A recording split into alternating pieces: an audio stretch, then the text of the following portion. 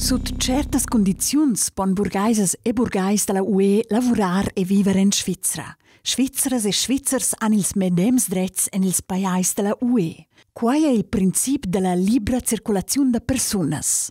L'iniziativa per una immigrazione moderata, la iniziativa da limitazione, vuol mettere in fin alla libera circolazione da personas per quai che la cagiunia una immigrazione in massa. Il Consiglio federale ed il Parlamento refusano l'iniziativa per quai che la periclitescia plazzas da lavoro e la benstanza.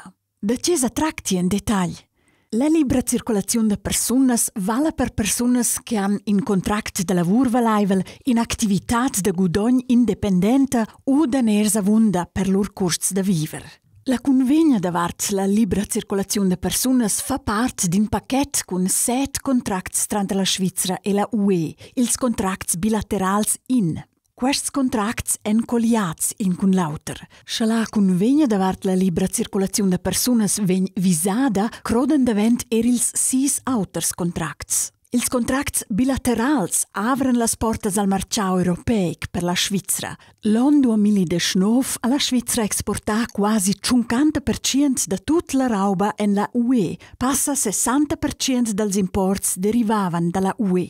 L'iniziativa da limitazione pretende che il Consiglio federale negoziescia l'abbandono della libera circolazione da personas con la UE. Se quaina garteggia bec, duai il Consiglio federale visar la convegna. Oltre da quaina dascia il Consiglio federale concluder negins novs contracts davart in la libera circolazione da personas. Il Comité d'Iniziativa di che da l'introduzione della libera circolazione da personas detia in Svizzera una immigrazione in massa. Se l'immigrazione illimitata continuesce a uscire, s'augmenta la disoccupazione e nostra benstanza, nostra libertà saien periclitadas. Lavorantes e lavorants svizzers vengono reemplazzati tra personas estras bunmarciadas. Il squitch sin las paias e sin la lavur crescia.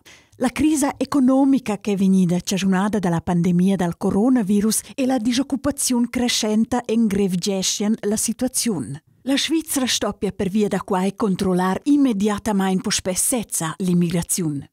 Per il Consiglio federale e per il Parlamento avesse l'iniziativa conseguenze gravantes per l'economia e per la benstanza. La crisi da corona ha tocciato fermamente la Svizzera. Gist ussa dovran nossas interpresas perspectivas ed en dependentes dalle relazioni commerciali stabili con la UE.